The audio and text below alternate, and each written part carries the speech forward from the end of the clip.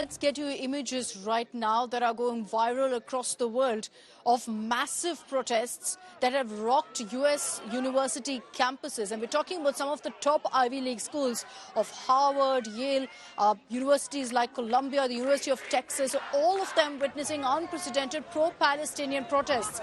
But things quickly turned violent as police officers were seen storming into these university campuses to bring things under control. Several students have also been arrested. What we're witnessing are unprecedented scenes in these university campuses, raising questions on law and order as education in these campuses have come to a standstill. There's a virtual shutdown in many of them.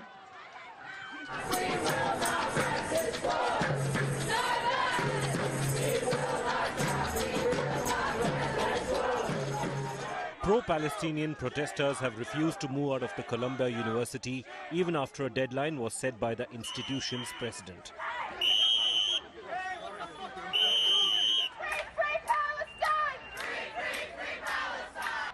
The students have set up tents in many other campuses across the U.S. to protest Israel's attack on Gaza. I and many other Jewish students on this campus do believe that it is our duty to step up because of our Jewish values, because we are a people who has been in diaspora for so long, because we know what it feels like to be put into shtetls. We know what it feels like to be the victims of a genocide. And we believe that when we say never again, it means never again for anyone. And when we see this happening, even if it is people who are also Jews perpetrating it, especially because it is also Jews perpetrating it, it is our job to step in and make things right. I was suspended from campus 3 hours before my arrest, along with 2 others of my peers, because I have been a vocal Jewish voice in the solidarity movement since early this year, and I was arrested on a violation for trespassing on my own campus. More than 100 students were arrested at the New York University. Arrests were also made at the Yale University, California and Texas. In-person classes have been cancelled at the New York University to diffuse tension and out of concern for Jewish students who might face possible harassment. And when you're an Israeli student on this campus, you feel like you have a target on your back. You feel unsafe, and it's no wonder that students from Israel are so hesitant to come here. And that's clear ethnic discrimination. It's discrimination on the basis of nationality, and I think it's disgraceful.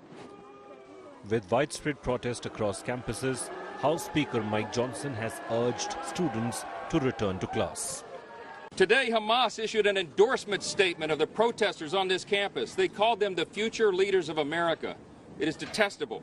My message to the students inside the encampment is go back to class and stop the nonsense. Let Gaza live! Let Gaza live!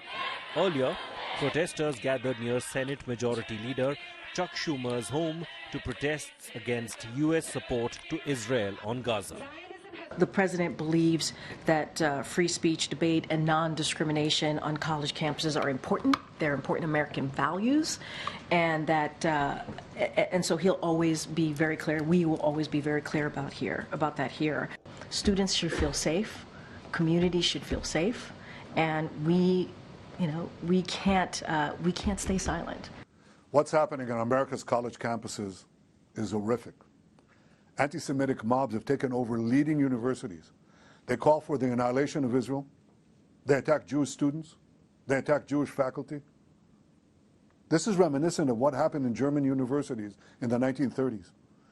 It's unconscionable. It has to be stopped. It has to be condemned, and condemned unequivocally. But that's not what happened.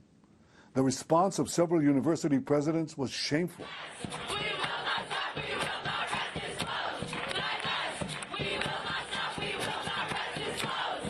Meanwhile, the protests have now extended to high schools and colleges, where a large number of students have walked out of the classes to protest over Gaza attack. With Mahashweta Lala, Bureau Report, India Today.